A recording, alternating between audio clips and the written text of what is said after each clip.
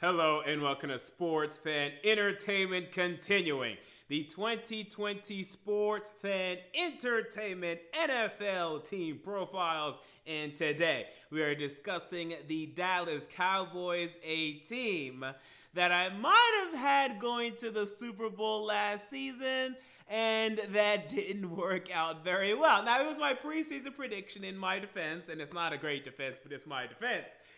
I still like this team heading into this upcoming season. As you see in the thumbnail, I'm saying it's time for what exactly we will discuss in a moment. And then next time we're going to discuss the New York Giants. But really quick, let's look back to 2019 and look at what happened during the 2019 season before we look forward to 2020. So in 2019, the Dallas Cowboys, they disappointed.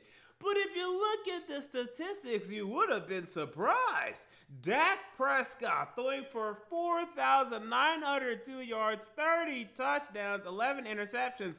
If you would have told Cowboy fans he was going to have this stat line last season, they would have said we're going to the Super Bowl. At least the NFC Championship game. But turns out all that volume for Dak Prescott did not make them a better team. Running back Ezekiel Elliott, 301 carries, 1,300 yards, 12 touchdowns. That's about what we expect from him moving forward. Amari Cooper breaking 1,189 yards. I mean, if you would have told Cowboy fans this, it would have been over the moon. And Michael Gallup broke 1,100 yards as well. It looked great offensively, statistically, but a lot of that was inflated by their 3-0 start, bidding up on some of the bad teams in the NFL, like the Giants, the Redskins, and the Dolphins. And then late in the season, when they had to travel in weather, when they had to go to Philadelphia, when they had to go to Chicago, when they faced Buffalo, when they had to go to New England, you saw their offense just not be able to move the football. So they were able to beat up on the bad teams, but man, they did not show up against the good teams and the good defense. It's something they're going to have to improve upon this upcoming season. But that's why that man right there, Jason Garrett, is no longer with the Dallas Cowboys. And I think Cowboy fans can agree with me when I say it's about damn time. So as we begin to look forward to the upcoming season, let's look at the off season. So we have a lot of key arrivals and departures for the Dallas Cowboys. And a lot of departures, more departures than arrivals. So let's start with Byron Jones. Okay, this was the best cornerback for the Dallas Cowboys over the last 4 years, without a doubt to me. He will be missed. He came into his own, a very athletic guy coming out of college, and they crafted him to be an overall corner. He will absolutely be missed, but maybe even more than him will be Travis Frederick, who has missed the 4%. I mean, this guy was going to be honestly a Hall of Fame center if he continued along his trajectory. You know, football just took a toll on him. He took a leave of absence now from the NFL, likely to never return again. And what a huge loss for the Cowboys when it comes to the offensive line. Robert Quinn, as you now see pictured, and he contributed 11 sacks last season for the Cowboys. Really had a resurgence for his career. And now he's gone as well. And you still have DeMarcus Lawrence there, but DeMarcus Lawrence didn't really have the high sack total last year because Robert Quinn was the one that was coming down with the sacks. Jason Witten, I really don't care about this loss. I don't think it's much of a loss. He had a lot of drops last season for such a veteran, too. He's old. All he does is run his little 10-yard hitches. I don't care about no more Jason Witten. Randall Cobb, he had 800 receiving yards last year, but I'm not really going to miss him. So that's not a big loss. But you still have, Malik Collins, Michael Bennett from the defensive line. Don't love losing both of those guys too. Then you look at the rivals. Okay, so we have Gerald McCoy. Now, this is a good one. Okay, this guy's going to come in. He's going to do some things for you. For the Panthers, he was an all right fit. I think he's going to be a better fit for you. I think he's going to be excited for him, the Dallas Cowboys uniform, and do his best. Outside of that, there's just not much here. Clinton Dix. He's going to come in and provide something as safety. You really don't need a safety, but he's going to maybe even end up starting for you. And then Aldon Smith, who knows what you're going to get. On Terry Poe's nothing more than a nose tackle. And then Greg Zuerlein is going to compete with Kai Forbath. And then Daryl Worley's very hit or miss at corner. So definitely the rivals do not meet the departures in terms of value. But then here comes the draft class. And the draft class for the Dallas Cowboys is where their money will be made. C.D. Lamb, the wide receiver from Oklahoma. We can't believe he fell to the Cowboys at number 17. The Cowboys can't believe that he fell to the Cowboys at number 17. And they don't even need him. They had two 1,100-yard wide receivers last year in Michael Gallup and Amari Cooper. Now they're going to throw in C.D. Lamb to the mix. plenty of weapons now for Dak Prescott, as he's going to have to play under this franchise tag. I mean, the amount of weapons he has now at the wide receiver core is ridiculous. No tight ends, but definitely has wide receivers. And then look, they also got cornerback Trevon Diggs out of Alabama. This guy should provide something. Probably won't be able to completely fill the void that Byron Jones will leave, but we'll be able to help alleviate some of the things in terms of the pressures that the secondary will face. So I like that draft pick. And then how about Bradley Anae? Getting Bradley Anae in the 5th round, the defensive end out of Utah. A lot of people thought this guy was going to go 3rd round. So what a steal that they got there. Love the Dallas Cowboys draft class. So we look at the team analysis for the Dallas Cowboys. Now, they have a lot of strengths to me still. And you look at that offense again, that again put up the numbers that they did last season, and they improved at the wide receiver core. And that's where we're starting. I mean, you're talking about having Amari Cooper. And look, Amari Cooper, he definitely came into his own last season. Michael Gallup, I'm still very mixed on Michael Gallup. I know he had 1,100 yards. He's certainly not a game changer at wide receiver. He's a prototypical number 2 wide receiver to me. And now he's going to end up being number 3, which is going to be funny enough when it's all said and done. But they're throwing CeeDee Lamb in the mix. I mean, this is just, it's just ridiculous. The amount of young talent now.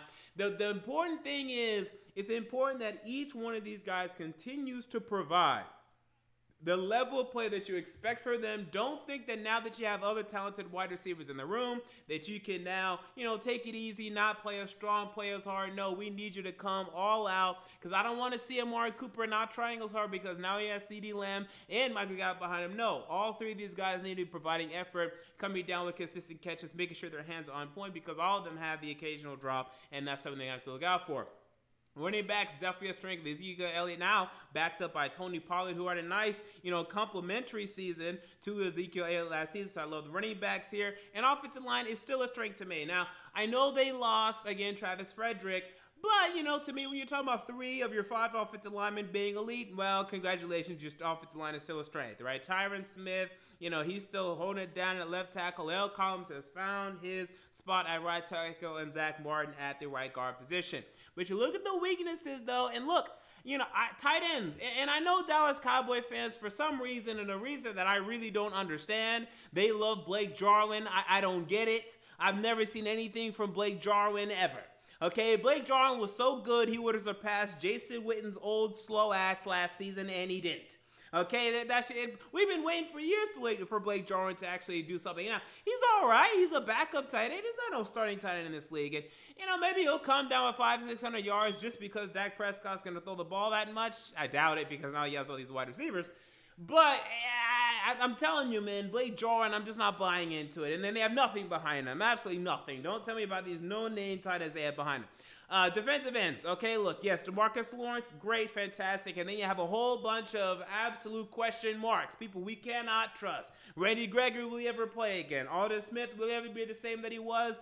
Probably not. He's just hanging on by a ledge when it comes to the NFL right now. Now, you drafted Bradley Anae, who we discussed earlier. I love that. It's going to take him a while to come in. And with DeMarcus Lawrence, who we love, only had 5 sacks last season, where are the sacks going to come from? That's a huge question right now when it comes to the Dallas Cowboys football team. When you're talking about having a potential deficiency at cornerbacks, I didn't put it as a weakness, but I easily could have. And you're talking about not getting a pass rush. Oh, this does not bode well for the Cowboys this upcoming season. And it is the most concerning thing when it comes to the Cowboys for me this upcoming season. And then X Factor, look, I normally put quarterback here, but I think at this point, we all know what to expect from Dak Prescott. Now, and I'm going to do to my stat projection for him in a second. I don't expect the 4,900 passing yards, but I expect about the same in terms of pass rating, in terms of, him being, some people might say game manager. No, I think he's more than a game manager. I think he's a borderline top 10 quarterback in this league, and he's going to continue to get better and better to me as long as you continue to trot him out there and provide him with the weapons in which you are providing him. So that's what I have for the Cowboys in terms of the team analysis. So now let's get into the stat projections. So let's start with quarterback Dak Prescott, and this is what I got for him. He's not going to throw for that damn near 5,000 passing yards again. Forget about it. However, I do have him down for 4,500 passing yards. I have him down for 32 touchdowns, so 2 more than last season. And I have him down for 9 interceptions, 2 less interceptions than last season, and a higher passer rating at 103.4. There is no bloody reason with these 3 wide receivers and this running back and this running game that Dak Prescott should not be more efficient than he was last season. Now, the schedule is a little more difficult, and I held that into account. But I expect him to be more efficient, to still have some doubters of him, but for him to continue to silence those doubters, similar to Russell Wilson. I don't think he's as good as Russell Wilson. But remember, a lot of people said Russell Wilson was a game manager for the first 4 or 5 years of his career. And then it's really the past 3 years that people finally have began to appreciate Russ Wilson. Dak Prescott's on a similar trajectory, but he doesn't have the Super Bowl ring, and that's a huge difference right now.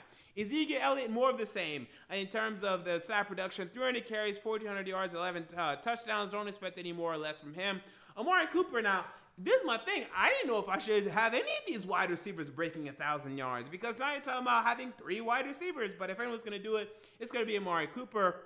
Personally, I would avoid all these wide receivers as a wide receiver 2 option. To be honest, maybe Cooper might be a wide receiver 2 in terms of fantasy football to me, but I have it down for like 70 catches, 1,000 yards, and like 8 touchdowns. But I don't know who's going to end up leading the pack here, and I don't think anyone's. I think it's a possibility and maybe even a probability that none of them even break 1,000 yards. So be careful when drafting in your fantasy leagues. Let's go ahead and look at the 2020 schedule for the Dallas Cowboys. And here's the thing: so the Cowboys had their 8-8 record last season against a weaker schedule. I mean, they lost to the New York Jets. They lost to the Buffalo Bills, and the Bills were decent last season, okay? Don't get me wrong. They lost to the Patriots, who were certainly not the strong Patriots of old. You know, they went 1-3 against AFC East. So even when we look at this schedule, I mean, who knows what to expect from a game-to-game, week-to-week basis from the damn Dallas Cowboys. And they went 8-8 last season, like going 5-1 in the NFC East. I mean, it's just ludicrous. But let's go ahead and try it anyway. So they face the AFC North, okay? So they host the Cleveland Browns, and you would think that would be a win. Okay, that's what you would think.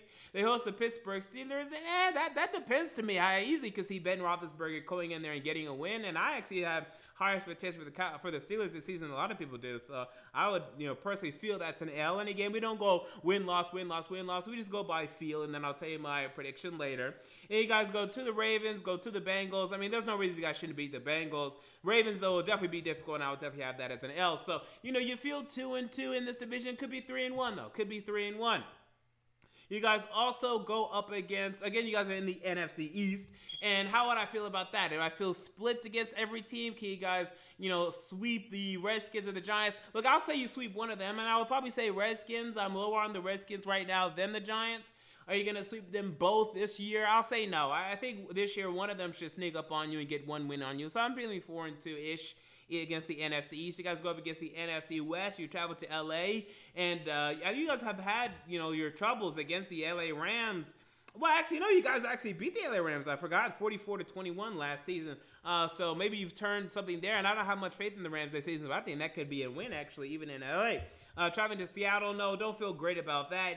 People have been upsetting Seattle lately, but I don't feel great about that. However, hosting the Cardinals are going to be improved, but I feel comfortable about that. 49ers is a toss-up, especially on Sunday Night Football. It feels 2-2-ish in that division. Could be 3-1, could be 1-3, but so it feels 2-2-ish. And you guys travel to Minnesota, face the Vikings. You guys host the Atlanta Falcons. And, that feels like a split. Traveling to Minnesota is very difficult, but, hosting the Falcons, I think that's a win. So, obviously, you can already get a sense for record I'm feeling, but let me tell you this as well. When it comes to the Dallas Cowboys, the one thing we do have to consider is Mike McCarthy. This is the obvious thing that I haven't even mentioned yet. This guy coming in is going to provide a different feel for this team, a level of accountability that these players have not had to deal with yet. I'm looking at guys like Ezekiel Elliott there and expect a higher standard of consistency from them for them to come in and be professionals. And that could really make this team blow up. And it really could be time for this team to be the Super Bowl contenders that you look on paper and say, yes, that they should be. However, I really have concerns because you're talking about this, to me, weak pass rush. And again, maybe Bradley Knight's an absolute beast right off of the bat, or maybe Alden Smith, they get a lot out of him. But we were talking about the cornerbacks who aren't great. Like Chidobe Awuzie, I'm not in love with him. He's all right, but, Daryl Worley's definitely hit or miss. Jordan Lewis, same thing. When you're talking about those cornerbacks with those, with that pass rush, that really concerns me. So best case scenario though, look, they're able to just really move the rock with these wide receivers. Their passing game becomes elite in this NFL, and they go 12-4. Worst case scenario, same old Dallas Cowboys, and it's 8-8. I don't see it being worse than that. My prediction right now is 10-6, and I feel comfortable with that. And I wanted to go 11-5, I really did. But again, when I'm looking at that pass rush, I'm looking at that secondary. I just don't like the combination of those two. And in this league right now, in this passing league, that's not a combination that you want. So there you go. Those are my thoughts on the 2020 Dallas Cowboys. What are your thoughts? Comment down below. I want to know. If you enjoyed the video, make sure to like, comment, and most importantly, to subscribe. And until next time, this has been MJ of Sports Fan Entertainment. I'm out. See you all later.